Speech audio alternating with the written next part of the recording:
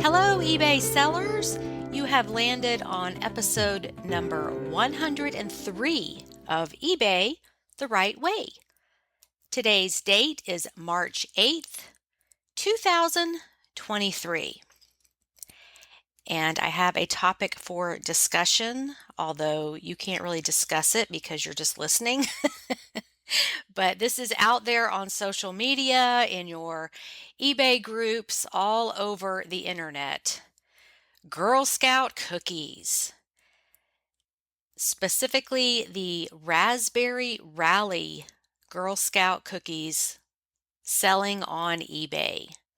Some are going for $30 a box, and there are lots of all sizes, 5 boxes, 10, 20, whatever. Some of those are selling for over $400. Now, I have been watching this and observing this, and I would like to speak on this issue. It looks like people are pre-selling these because the handling time is so long. I checked this out a week ago, and some of these listings have 10-day handling. So if someone had these in their possession, they would not need such a long handling time. And this is also what sounds to me like an eBay policy violation, listing an item you don't actually have in your possession. I absolutely do not advise this at all. What if you make a bunch of sales and something happens with the delivery of the cookies to you and you can't ship them on time? That is not going to be good for the health of your eBay account. This was all over the media on March 7th. The Washington Post, People Magazine, literally everywhere. Also, what happens when the market settles out and buyers decide to return the cookies they bought at an inflated price because they found them cheaper locally?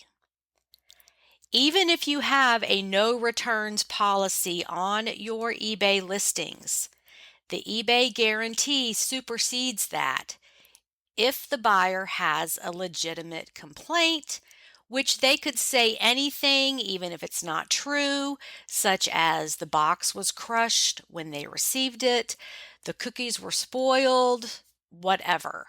The buyer will win with the eBay guarantee. And honestly, this strategy is not eBay the right way. The Girl Scouts organization does not like this, and their official statement out in the media on March 7th was, "While we are happy that there is such a strong demand for our cookies year over year, we are saddened that the platforms and the sellers are disregarding the core mission of the cookie program and are looking to make a profit off of the name without supporting our mission and the largest girl-led entrepreneurship program in the world. When cookies are purchased through an unauthorized third-party seller, Girl Scout troops are deprived of valuable experience and, more importantly, proceeds that fund crucial programming throughout the year." So yes, if you bought these cookies and you have them in your possession, you do have the right to resell them, but I just do not like this strategy at all. And the Girl Scouts are exactly right. The girls are deprived of the experience of doing the actual selling. So it's not just about profit, it is about the experience for the young girls.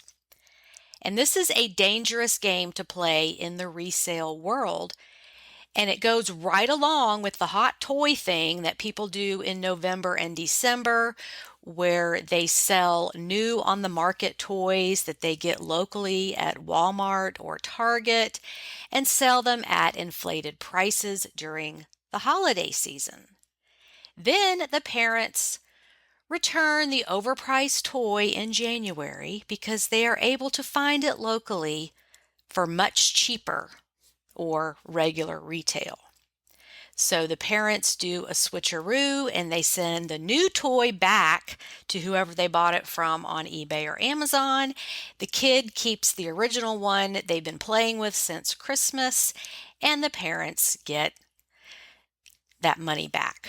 So this is just not going to end well at all.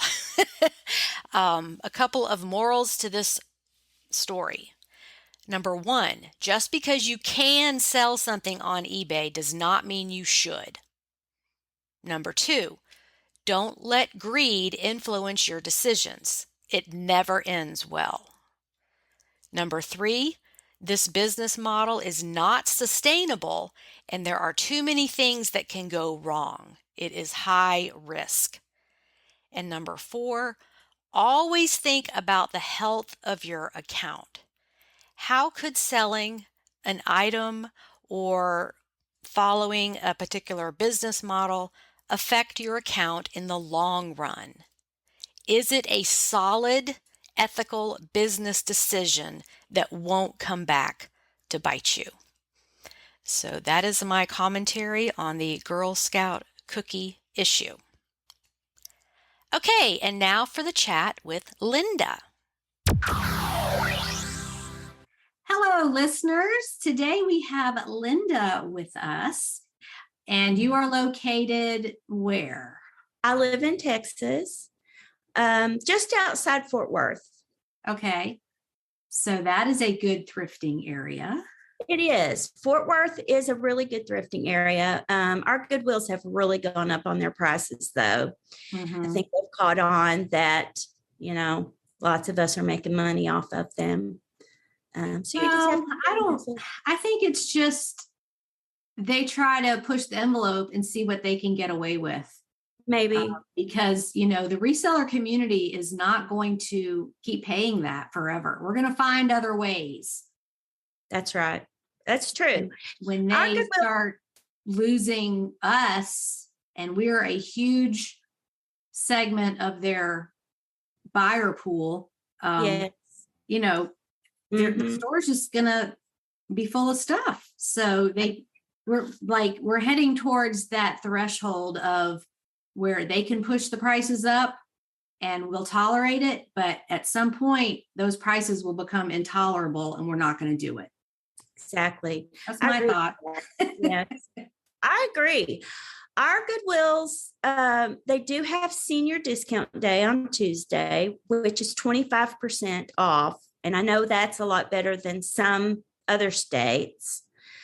And then we do have the color tag sales, which are 50% off certain color every week. But normally, if you don't go on Monday and really go through the racks, there's nothing worth having of the color tag by the time, certainly by the end of the week, there's nothing. Mm-hmm. So I don't usually even, honestly, I don't mess with going and digging through for the color tags. I just go, and if I find something that looks exceptional, then more often than not, I just pay the full price. And it's a strategy of, okay, so how much are your basic women's tops, pants? What's tops the price are anywhere from, some tops are like $4.99. Sleeveless tops, I find are really good deals if it's some really expensive brand, because they're only like $2.49, something like that for all the sleeveless. Then some other tops, like I said, will be $4.99, but they've jumped up now. Most of them are $6.49. And then dresses start at like $8.99 now. Purses have jumped. All purses used to be $5. And now most of them are $6 or $5.99. And then they've started pricing things that they think are better quality individually. So Yeah. like yesterday, day before yesterday, I found a fossil, one of those keeper bags, Uh-huh. vintage. And it was a big one, but it wasn't a very popular print. It was the birdcage print. And they wanted $14 for that. Mhm. Well, you know, I looked up comps and that's about what they were selling for. Mhm. Now, different prints were selling better, but that particular print, I mean, that's what it was going for. So even though I wanted to get it, I didn't because it Yeah. just wasn't worth it. Well, and that's what's happening in Georgia. My daughter does eBay, and so she's keeping me informed. And she's like, "Yep, all shoes are now $8." And just when I started, of course, it was 20 years ago. They were like $4.75, something like that. Mhm.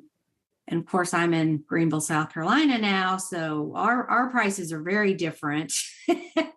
And I'm still figuring it out because I went to a Goodwill on a Thursday, and the store was like, "Oh, all accessories are half price on Thursday through Sunday." And I was like, "Is that all stores or just this one?" And they said it was all stores. And so some stores have specials and others don't. And you just kind of have to figure out your strategy. When's the best time to go? Sometimes senior day is not worth it because there's so many people in there and they just kind of stand in the aisles and they're not really shopping. It's just like an outing. So, and I'm like, hey, I'm trying to work. Yeah, I feel like they stand around because they're hoping a new cart will come out. That But too. they congregate by, in the area where they bring the new carts out. Mm-hmm. So yeah, I'm not going to go fight them. Yeah, I'm not a vulture like that, just waiting to pounce on the new stuff. It's like, if I'm meant to find it, I'll find it. And I find plenty of stuff, not being rude like that and just pouncing on the employees as they come out that back door. That is one thing that drives me nuts. It's just like, yo, people, this person's trying to do their job. Get off their back. Yeah. Yeah. I mean, I agree with that. And I would, I've been a thrifter for my whole life, really. My mom used to thrift and I would go with her, and I've always loved the thrill of the hunt. Mm-hmm. So, yeah, I've loved thrifting. I've always done it. I have learned how to find the bargain. Mm-hmm. And so when I needed to start doing it out of necessity for my livelihood, I had that to fall back on, that, that was actually something I was good at. Yeah. Okay. Well, that's a perfect segue into, how did you get started selling? Well, like I said, I've always thrifted, and I never sold on eBay. I did sell on Facebook Marketplace, sporadically, just for fun, just for pocket money, Mm-hmm. But in 2020, found myself needing to make changes in my life, and I had been married for a long time and been a stay-at-home mom and wife. I had homeschooled my kids all those years, and I hadn't had a paying job since 1983. Mm-hmm. So thinking about being thrust into the workforce with no job history, no skills. I didn't graduate college. I did go, but I dropped out when I got married and, started having children. I have 5 children. They're all adults. And my kids have been really good to me through these difficult past several years. But in 2020, I moved in with my daughter and son-in-law, and was going through some really traumatic things, and knew that I needed, a job, and I could get a job substitute teaching, which they don't even call it substitute teaching anymore. They just call it subbing. because there's no teaching involved. It's just like glorified babysitting, right? It really is. It really is. So I do that, but I consider that my side hustle. I sub at the high school a few days a week usually. Mm-hmm. But here lately, I haven't been subbing because I feel like I need a break from other people's kids. Yeah. I mean, you know, That can be draining and frustrating because you're bound to the rules of the school system. Like you can't do this, you can't do that. And it can be really tough to be in that position. yeah. Well, I won't go into my thoughts and opinions of what goes on at the public school, but so I do sub also, but in 2021, I guess it was, I started thinking, I heard this, I'm a believer and a Christian, and I heard this message about, I want to say it was Elisha or Elijah or somebody, and this widow woman who she was like, my husband died, like the creditors want to take my sons, and like I'm destitute, I don't have anything. And the prophet said, well, what do you have in your house? And she said, all I have is just like a jar of oil. And he said, okay, go to your neighbors and borrow their empty jugs. Ask them to give you, you know, I imagine like get them to give you their canning jars. And then take your oil and fill up those jars and go and sell them. And so basically, he was saying, use what you have. Mm-hmm. Use what you have. And you find that really all through the Bible. You know, when Jesus fed the 5,000, what did he do? He said, what do we have? And they said, 5 loaves and 2 fish. And he said, okay, we'll use that. And he fed them all with that. And so I thought, well, you know, the only thing I'm really good at besides cooking and cleaning is thrifting. And so the first thing I started watching YouTube videos. I found it just came across my feed. And then you know how YouTube works. Once you watch one, then they give you somebody else. And so I just started watching everybody. Uh-huh. And so of course I came across YouTube. And yeah, and like I just started like taking notes and thinking, okay, I can do this. And I had downloaded the eBay app way back in 2018, but I never had the courage to try to figure out how to navigate it. Mm-hmm. But so now I was encouraged, and I felt brave and bold, and I listed my first thing, and that was a pair of Yves Saint Laurent espadrilles that I had found at this little hole in the wall Goodwill. And I couldn't even believe they were real. Like I brought them home and I researched them and I looked at fakes. You know, I just was like, I can't put these up if they're not real, but they were real. And so I didn't know what I was doing. I put them up on auction. You know, eBay will give you a suggested price to start at, and it said $25.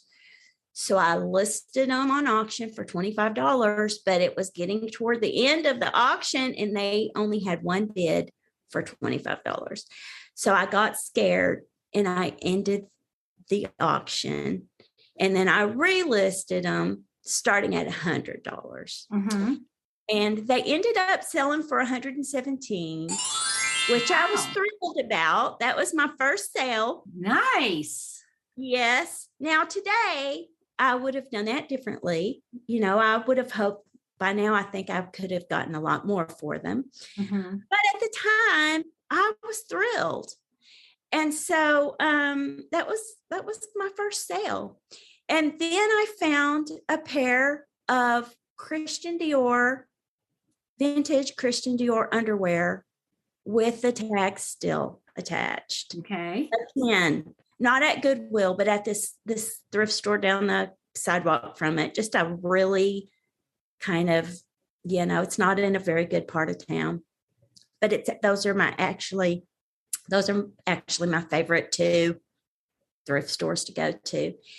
And so I put those up for starting at $55, and they sold for $55. And again, I mean, I was thrilled. And so it didn't take very long for eBay to give me top rated status. And I don't have a store. They allow me to list 250, or actually, I think it's more than that. I never list as many as they say I can list because I just don't, But I don't have a store, but I'm allowed to list as many items as I can a month. And I'm sure that there are perks with having a store that I don't know about, but I haven't evolved to that point yet, I guess. Well, and if you reach that threshold of number of items, they raise it. And if they don't raise it, you can ask for it to be raised. My selling limits are like 99,000 items or $4 million, whichever one you hit first. That's crazy. I'll never make that. Yeah. But so if you do, take off and have so many more items, that can be changed very easily. They just want to look at your history and make sure that you're shipping on time and your feedback is good and you're doing what you're supposed to do before they give you 100,000 item limit or whatever. So. I guess I'm up to 2,280 items or $62,500 a month. There you go. Yeah. So it would probably be difficult to reach that. Some people do. I've interviewed Julie, who does postcards, and she says she's up to 10,000. And so that's like a completely different situation because it's not clothing. You're not measuring it. It's very different. It depends on what you sell. And the storage would be a lot easier and for how that. you're going to store it. One thing I do want to comment on, and you may know this, but some of the listeners may not, the auction thing, you said you only had one bid and it was getting close to the end. Are you aware of auction sniping software? No. Okay. There are several different sites. Listeners can Google this.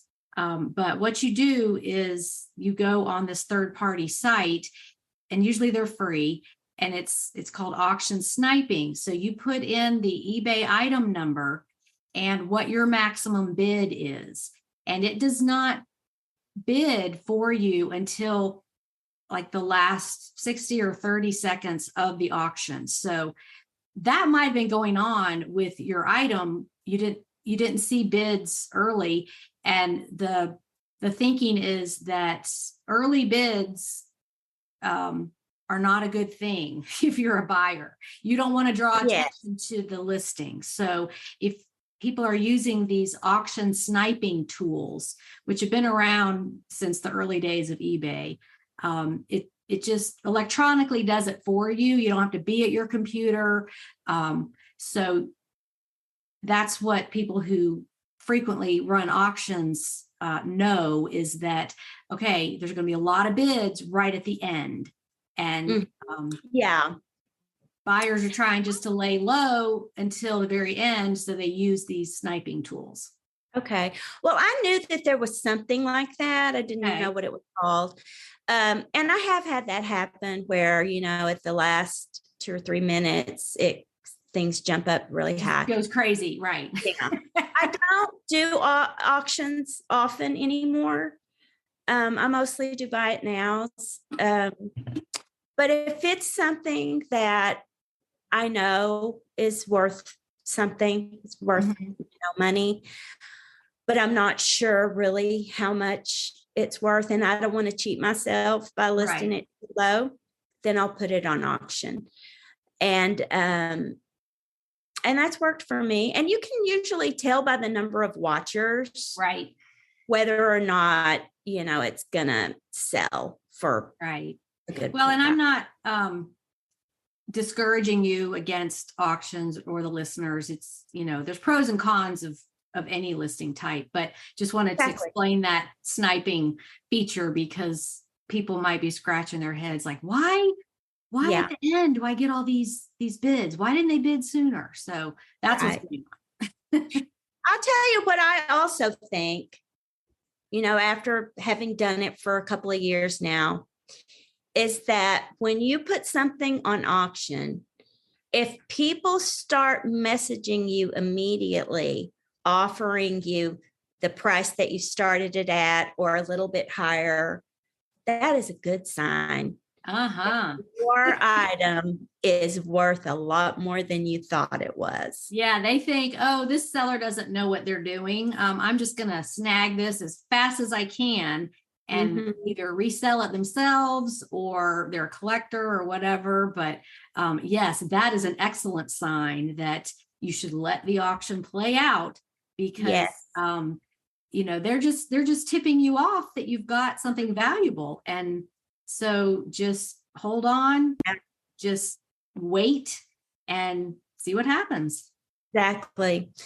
I learned that fairly early on. And so, yeah, I always think, okay, good. This is a good sign. And then I just reply, I'm sorry, but I'm not receiving offers at this time.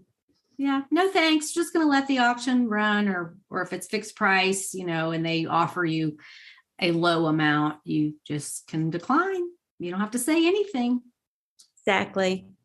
Yeah. So yeah, it's been an adventure, and just feel like it's a treasure hunt every time I go out, and that God has treasures out there for me to find, kind of like an Easter egg hunt. I have to do the work, but He's prepared it for me. Well, and it's like you just never know what's going to pop up in front of you or what's going to be put down on the shelf or on the rack, what's going to be put out, 5 minutes before you get there. And Mhm. you know how long it's been sitting there. Well, some of the Goodwills do have a date on their sticker. So Yes. but I find things all the time that have been there 4 or 5 weeks and they're still, nobody picked them up. One item that comes to mind is a sterling silver belt buckle. And it was an ostrich belt that had these alligator buckles. I mean, it was very detailed and looked very high quality, but it was on the back of the belt hanging rack there at like on the ends of the aisles. And the buckle caught my eye because that's kind of like what I look at. I don't look at every single belt, but and I was like, oh, what is this? And I didn't even know it was sterling silver till I got it home because the print was so small on it and it was dirty. And I, cleaned it and got to working with it, but it was on the half price color. It had been there a month. Wow. And this was a big, very nice Goodwill. I'm sure many resellers shop there. And how did that happen? Something so valuable, it didn't get put in the glass case. Was meant for you. That's what I think. It's like the thrifting angels are out there just They plopping stuff down in front of us as we come along. And if you go into it with that attitude of, I'm going to find some amazing things today. There's things out there just for me. This works. I have faith in the system, all that stuff. You will find these things. You will. Sometimes you have to dig. Yeah. Yeah, they're out there, and the Goodwill doesn't know everything. I'm amazed at what they think is valuable, and what they miss. Yeah, it's funny. They'll put something with a Walmart tag on it in the boutique section. I know. Then, out on the floor, there's some Eileen Fisher linen dress that you could sell for $100. And it's just very plain and like natural linen color. Like you wouldn't think it's anything fancy. It's not like Johnny Was with all the embroidery on it. It's just very plain. And probably wadded up. Yeah. And looks terrible because it's linen. So it's like, looks like a wadded up tissue. But, that's the kind of stuff I look for is the hiding in plain sight stuff that isn't all flashy and obviously, like sports team stuff, they mark up and, I don't even look at that stuff. I'm out hunting literally for those things that they just glazed right over. Yeah. I mean, you can just walk down the aisle and sort of scan. And a lot of times those things will jump out at you because quality jumps out. You can spot it. Mm-hmm.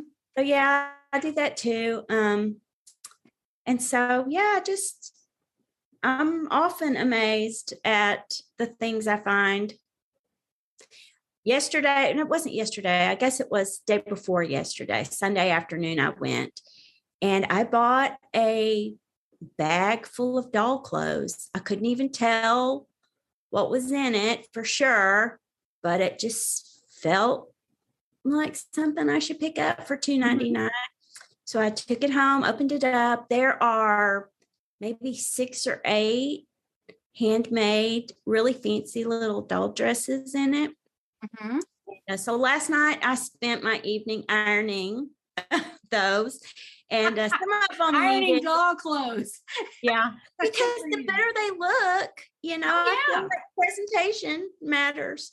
Some of them needed a good OxyClean soak, so those are currently in my bathtub.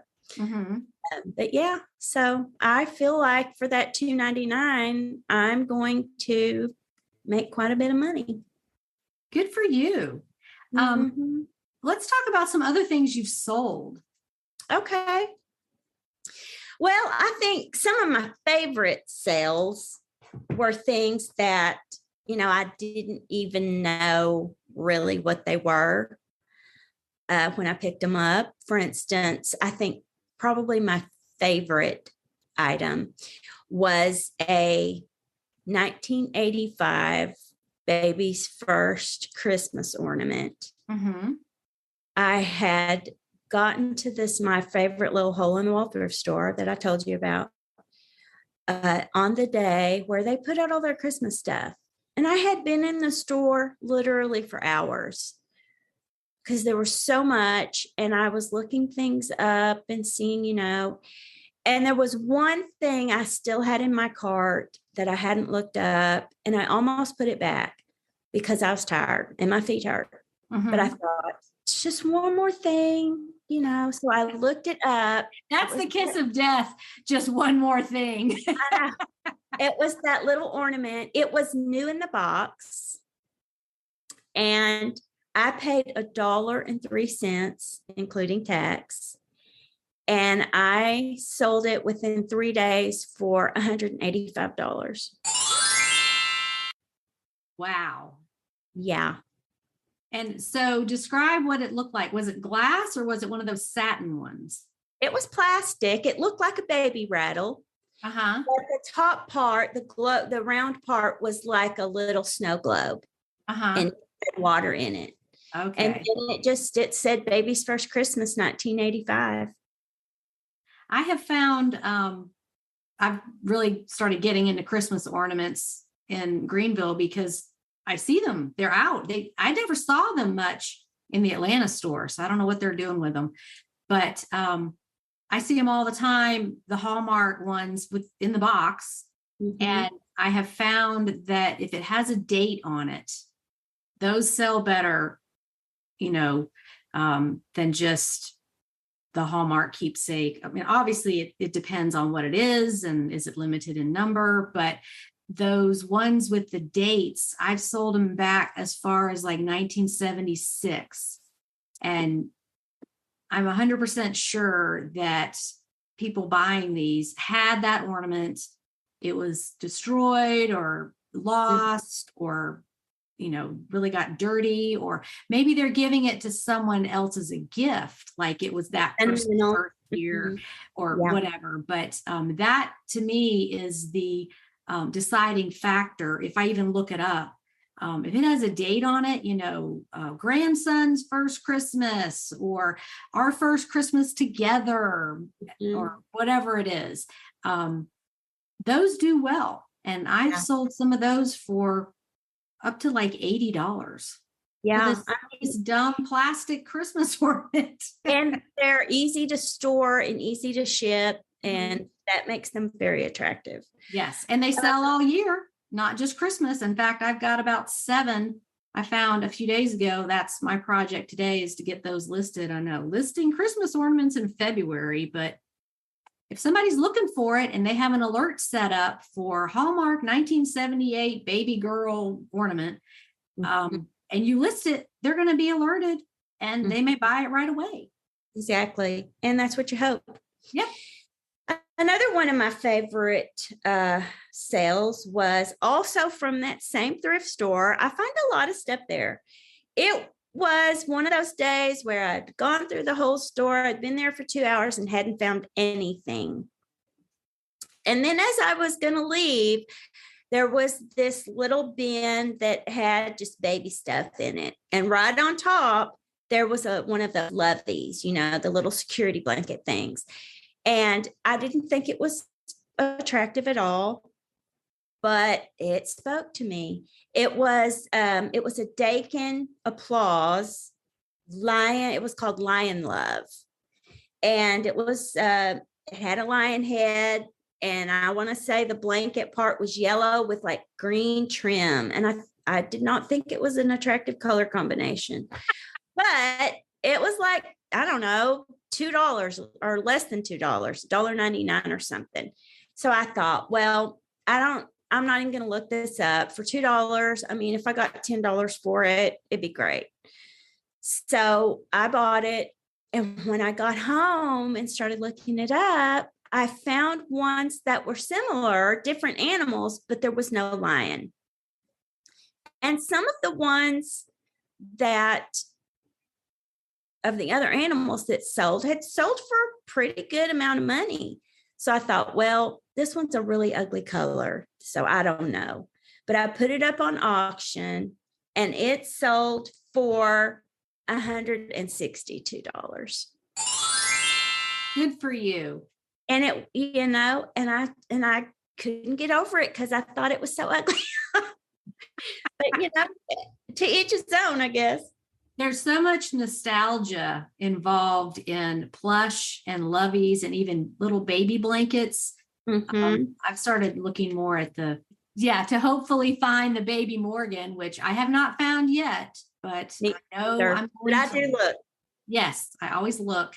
But like the satin trimmed ones and the waffle weave, and I sold a Christian Dior blanket that my daughter had the same one. It was just white with pink flowers, and it was from the early 90s. And I think I got like $75 for that. I love that. Yeah. So those are, and the baby blankets are small. So it's not like, I know a lot of people are very successful with bedding, but like a king size comforter, that's just so big to deal with. And it is. And they're heavy. Fit in my washing machine. Like I would have to have it dry clean. Or take it to the laundromat. I've done that. Right. Yeah, I've sold a few comforters, and that's what I've done. I've taken them to the laundromat, and then I put them in a vacuum space-saving bag. Right. Yes. So they're still heavy, and they're still big, but they're not thick. Yeah. So if I find any of those Ralph Lauren designs that go for over $500, I'll do it. Yes. But it's just not my go-to for the thrift store. Just anything. Yeah. I like these small, compact items that are just easy to work with. I guess I'm getting lazy in my old age, but it's like, how can I do this faster? How can I do more items? And I just kind of stay away from the things that take up a lot of time, either cleaning or packing to ship. I'm just trying to streamline everything. I agree, because you have to have storage. I have one whole room in my apartment that is just an eBay room. So it's not like I can have company because there's no bed in there. It's just all storage. Yeah, you'll have to sleep on all those plastic tubs. Yeah, or on the sofa. Yeah. But yeah, so I too look for smaller things that I don't have to worry about finding a special box, you know, or worrying about it breaking because it needs a ton of packaging material. And I haven't had very many things that arrived broken, but you know, you only have to have one or two that it really makes you rethink what you really want Yeah, to put it's kind of in. like demoralizing because you had this great item and the buyer, of course, wants it, and then it arrives broken. So it's just like a disappointment for everybody. Even though you did the best you could, sometimes things still get broken. And have you ever tried to collect on the insurance from the post office? Yeah, that I stopped doing that probably a year and a half ago because they changed their requirements to the buyer has to take it to the post office, take all the broken pieces. They won't just Yeah. accept a picture anymore. So what I do is use insurance through pirate ship Mm. and just kind of ignore the $100 insurance that comes on the priority shipping when you buy the label, because if you have to collect on it, it's just they've made it impossible. Like who's gonna, as a buyer, I'm not gonna want to take this broken cookie jar to the post office and fight that battle. And they even told me that, oh, we send it all to our central hub, and then there's this decision making department that looks at it and decides if you're going to get a refund. So when that started happening, number one, I really pulled back on breakables, except Christmas ornaments. A lot of those are plastic though. And then if it was something I wanted insurance on, I would do it through a third party. Or you can do that actually when you purchase the eBay label. There's some options where you can choose additional insurance. So really the USPS insurance is it's just like a figurehead. It's just pretend. It's not real. I agree. Thankfully, the few things that I had a bad experience with weren't worth that much. And so I just ate the cost. Right.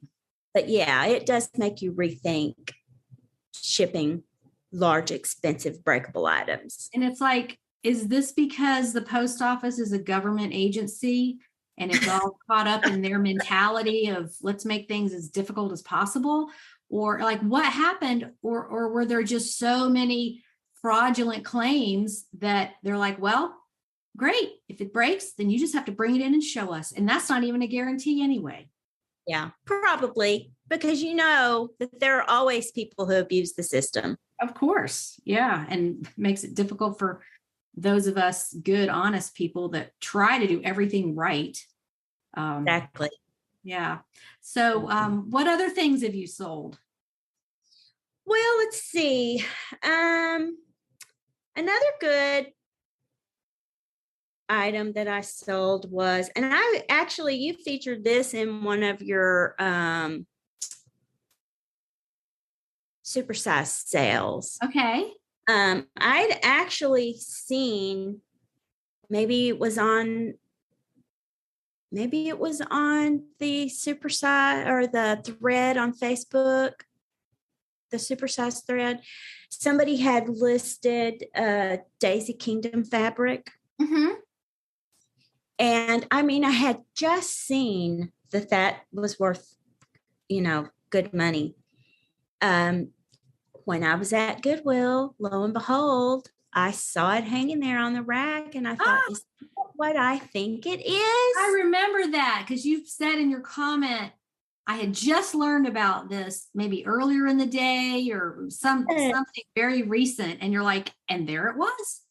It was. And I knew what Daisy Kingdom was because, my daughters were born.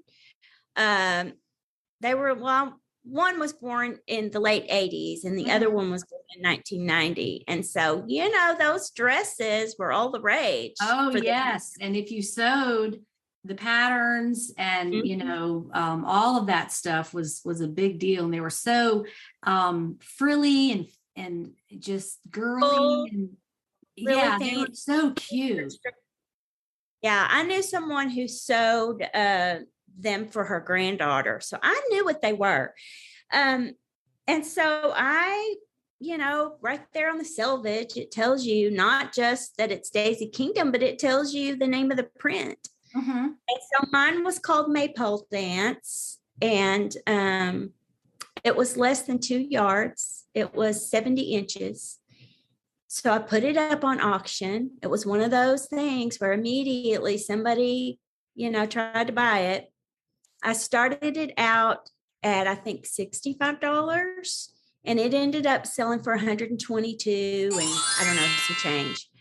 So that was an exciting one. And that's happened to me several times where I see something in a YouTube video or on a Facebook feed, and then I go to the thrift store and there it is. Isn't that strange? Is it, and you wonder, is it because now that is fresh in my mind and I'm recognizing it?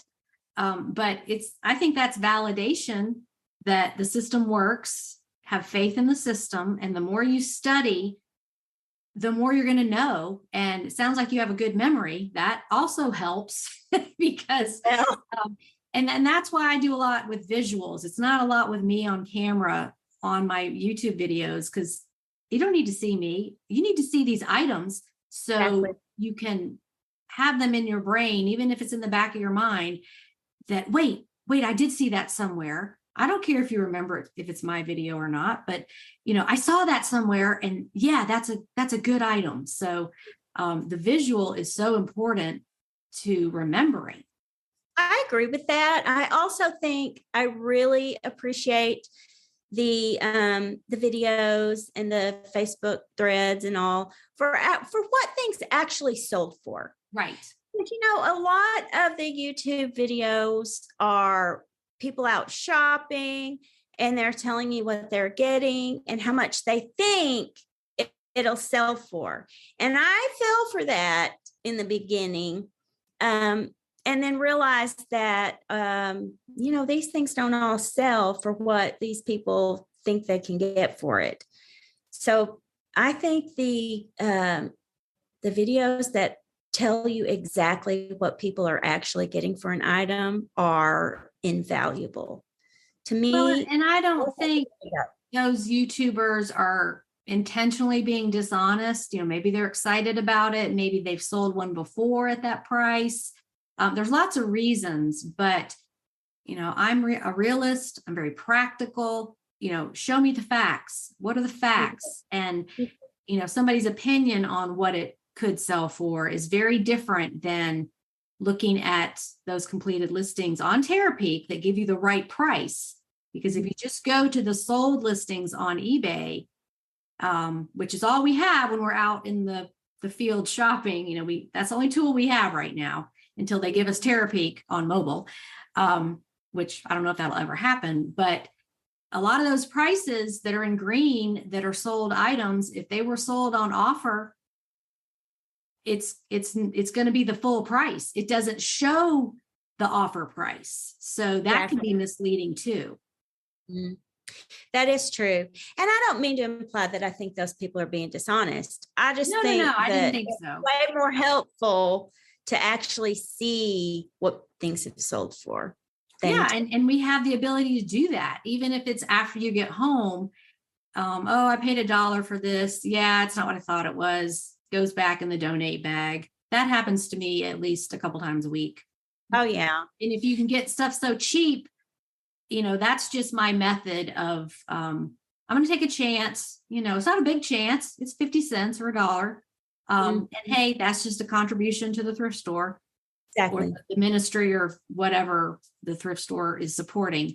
But that happens to everybody. I mean, you can't worry about making a bad decision on an item that costs $1. It's just, that's just the learning curve. That's the cost of education.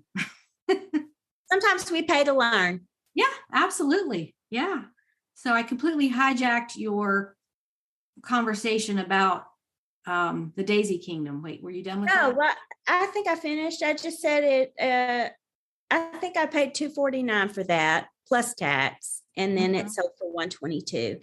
So yeah, I was thrilled about that. And every time I see something, new that somebody has sold, and then I go and see it out in the wild, it's always really exciting. Yeah, and, So it just validates that the items shown on the Money Making Mondays and the videos about them, that's real. That is the reality of the pricing. Somebody did this, and if somebody did it once, it can be done again. Exactly. I agree with that. And, I wish that I was, I don't know, whatever I need within me to go and search out things like Legos and know how to put them together and, sell them for hundreds of dollars. But I think I have to be content with my own, niche, I guess, things that I can put effort into that don't feel like a burden. Well, and I think it's a special personality that does Lego, because I think so too. you already have to know about it, like which ones are more valuable. You have to enjoy doing it. And you just have to be wired that way, so that these, seems like a lot of guys do Legos. I know women do them too, but that's just kind of my observation. But that it has to be like they can't wait to get going on sorting that out. Like you with the bag full of doll clothes. Like you couldn't wait to get home and see what was in there. Yeah. And I think you have to feel like that about the items you're selling, not like, oh gosh, why did I buy this lamp? I don't want to ship this, and you get home and then you're like, I really don't want to do this. So, and I do have some things in my money pile like that, things that I just never have gotten around to figuring out. But I like that someone called it the money pile instead of the death pile. Right. Well, that's true, because you have spent money on it. You've got more money. You've got money invested in it. So why not flip that? And I have a strict rule of like, I have to be out of things to list before I go shopping again. I'm just wired that way, because my mind just goes to, well, that stuff at home can't be selling because you don't have it listed. So use your time to do that. And then when you're out shopping for the next batch, you could be getting some ka-chings on your phone. Other stuff is selling. And I do find that of things that sell, the most recently listed ones is a large percentage of that. I agree with that. It hasn't been there before. Mm-hmm. Yeah. So it's true. I don't have a huge money pile, but there are a few things that, I've put off, and sometimes it gets to the point where I just redonate stuff instead of, if I'm not excited about it, and it's really, especially stuff that I've had for a long time that I bought, before I knew what I was doing, really. Well, Tina Wozniak, who is the Hot Wheels expert, she's been on the podcast a couple of times, but she calls thrifting breaks boredom buster. Like, I'm so sick of sitting at this computer. I'm so sick of preparing these items. I'm so sick of photographing for today. I just need to get out and take a break. And so I'm on board with that. Some days are like that, where you just need a change of environment, and it's just entertainment, but you're also working and finding stuff to sell. So I'm not criticizing people who have death piles or money piles or backlog of stuff to list. It's just, how do you want to arrange your day so that you don't hate what you're doing? That's true. Sometimes it's nice to break things up a little bit. Yeah, especially if the weather's nice. And I mean, here we've had so much rain, and we had a pretty day after like 4 days of rain. I'm like, I'm getting out of here today. I'm going somewhere. Yeah, I'm with you. We're supposed to be up in the 80s today. So hopefully It's really going to be spring. Yeah. Well, We it's won't have coming any more early. cold snaps. Okay, well, we are getting to the end here. So let me ask you about what kind of advice would you give to people who were kind of in your same situation, maybe haven't had a job outside the home in a while, and maybe are intimidated about doing this because they feel like they don't know enough? Well, I feel like there are lots of YouTube videos out there that are very encouraging. There are some that, where they teach you things about shipping and how important it is to, weigh your items and make sure that the dimensions and the weight that you're putting into your listing are accurate, because you don't want surprises when you end up at the post office or printing off your shipping label and it's a lot more than what you thought it was going to be. And if it's less, if your shipping label actually costs you less than what you projected, don't feel bad about that. You have shipping and handling. There's those handling charges that you've incurred also. And I would just say, you can do it. You can do it.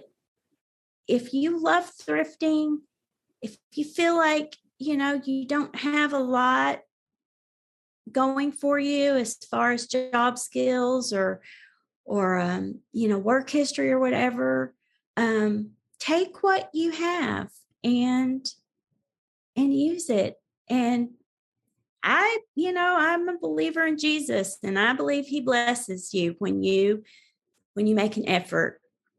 He blesses the work of your hands. Yeah, the Lord helps those that helps themselves. Oftentimes when an opportunity comes, it requires that you pick up the shovel. So yeah, who said that? Opportunity sometimes looks like work. yes, opportunity most of the time looks like work. Because that old saying, give a man a fish and he eats for a day, teach a man to fish and he can feed himself for a lifetime. I mean, I think that's valid, and I think that's how God works. He doesn't want us to just be takers. He wants us to work. He wants us to find some satisfaction. That there's satisfaction in a job well done. Mm-hmm. And so I just, list one thing, list two things, and see how it goes. And then be wise about what you're picking up. Don't just pick up any old thing. Do the research on it, see what it's selling for, and pass up things that aren't worth money. Just because you like it doesn't mean it's worth money. And I think that's very important that's as important as buying things to resell, making good decisions about what you're leaving behind. Exactly. We can't do everything. No. And I know a lot of people have certain niches that they only sell clothing or they only sell glass or whatever. I'm not like that. When I go out looking, I want whatever's worth money, that's easy to ship. It doesn't matter if I like it. It doesn't matter if it's something I would put in my house, whatever. I'm all about what other people are looking for. And so, and there's a learning curve. I didn't know all that at the beginning. I made a lot of mistakes buying things that I thought would sell, that I probably still have a few things in my listings and in my storage that I've had listed for 2 years. But I also believe that eventually everything sells. Wait long enough. So I usually have about 500 listings. Right now I'm a little bit lower than that. But I say keep listing. Don't be discouraged if what you list doesn't sell immediately. Keep listing, list every day, list every week.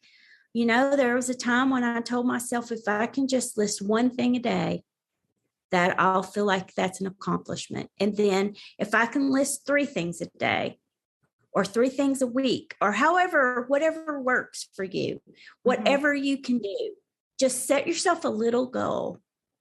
Or even say, list 3 things on most days, because really every single day that gets monotonous and boring. So, 5 days a week, I'm going to list this many items, and don't be so hard on yourself if you don't make that goal, because life happens, cars break down and people get sick and you have to take the dog to the vet, and like your day blows up sometimes just because one little thing happens, and you just pad a little extra time in there so that you don't feel like you failed, because when you set your goals too strict and then you don't make them, then you feel like you failed and you just give up. Instead of looking at the whole big staircase, just take one step. Right, exactly. I love that. Because it's one step at a time that we get to the top. And just keep going, because some days it's just not going to work out, but there's always tomorrow. And, in the little speck of time of one day in your entire life on this planet, it's nothing. It's just one day. It's true. And believe that there's good, that there's good for you. Yeah, absolutely. Well, it has just been lovely chatting with you, and you're doing so well for a newer seller. So congratulations on that. So what are you up to for the rest of the day? Are you thrifting? It's Tuesday. So I'll probably go. I'm doing this from my daughter's house today. In her neck of the woods is my favorite spots. So she's working. She's a photographer. She's a wedding photographer. Oh, nice. So she's in there editing photos, I'm sure. And so I won't bother her. But since I'm in her neighborhood, will go to my favorite thrift stores, and then I need to go to Costco because it's over here too. Okay, well, be careful in there too. I know. It doesn't take very long to spend a lot of money in there. No, it doesn't take very long to fill up your cart. Everything's so big. Well, thank you for making time to come on the podcast. And I just think you're doing a wonderful job. And we'll just watch for you on the Facebook group. Well, thank you for having me. And I hope your day is blessed as well. I appreciate it. Okay. We'll see you online. Delightful to meet you. Okay. You too. Bye. Bye. Thank you so much, Linda. You are an inspiration. Congratulations on taking a risk on eBay and for the nice business you have built. Today's trivia question is a food one. What is the flavor used to make root beer? Here are a few seconds to think about it.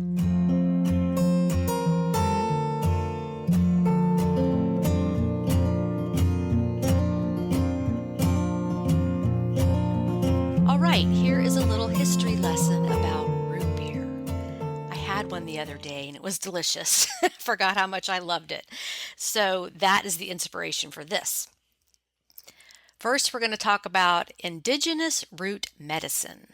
The sweet, bubbly, non-alcoholic root beer we know today bears little resemblance to the root beers of yesteryear. The forebears of this beloved beverage were root beers in the literal sense, beers made from roots. Before the first root beer was brewed, root teas and medicines were all the rage. Many of the indigenous peoples of North America brewed medicinal teas and tinctures out of roots, barks, berries, and flowers. Some of these medicinal drinks used sassafras, wintergreen, and sarsaparilla. These North and Central American plants were thought to boost immune function, reduce inflammation, combat allergies, and more.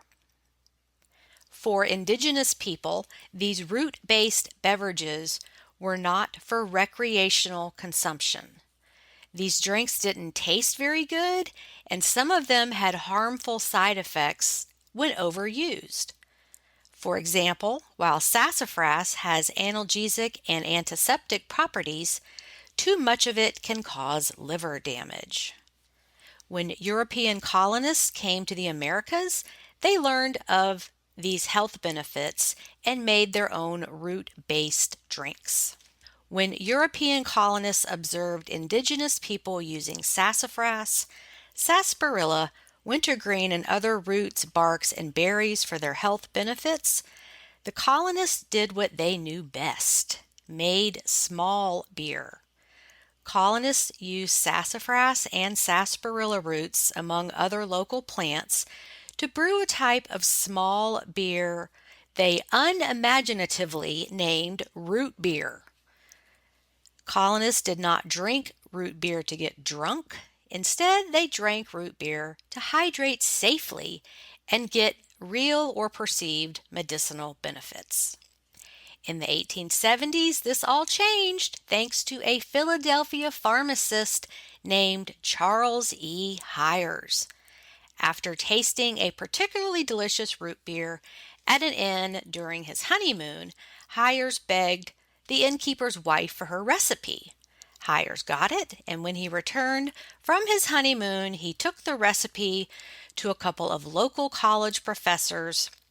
He asked the professors to help him adjust the recipe for commercial production. However, unfortunately, the FDA banned sassafras in 1960 due to its carcinogenic effects.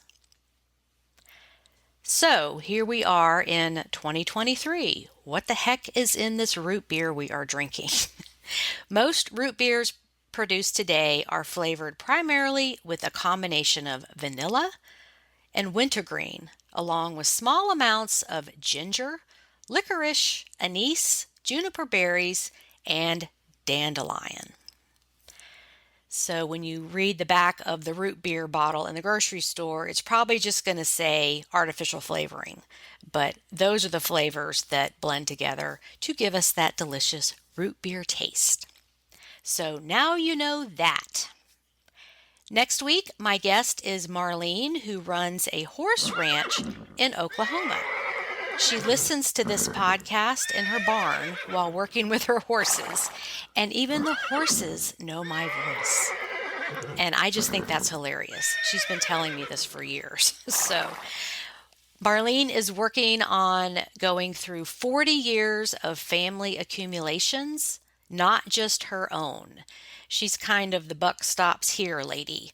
So we will get her advice and hear her experience with that process.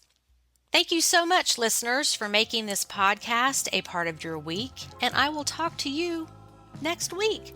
Happy selling, everybody. Bye.